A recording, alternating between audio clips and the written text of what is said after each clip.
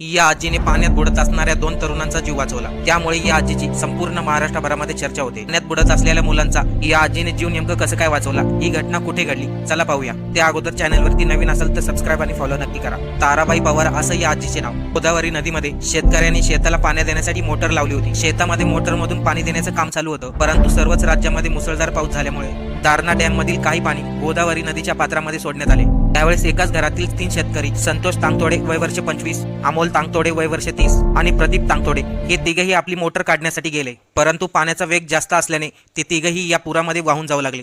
त्यावेळी गोदावरी नदीच्या बाजूलाच ताराबाई पवार आणि त्यांचे पती हे दोघेही होते. मुलं पाण्यामध्ये वाहून जात आहे हे पाहताच त्यांच्या मिस्टरांनी मुलांना वाचवण्यासाठी काहीतरी साधन शोधण्याचा प्रयत्न केला, परंतु तिथे काही सापडलं नाही. त्यावेळेस या आजीने चक्क आपल्या अंगावरची साडी काढून पाण्यामध्ये फेकली आणि त्या साडीचा आधार घेऊन त्यामधील 2 मुलांचा जीव वाचवण्यात आला. परंतु त्यामधील संतोष तांगतोडे हा काही वाचू शकला नाही. या आजीने कोणताही विचार न करता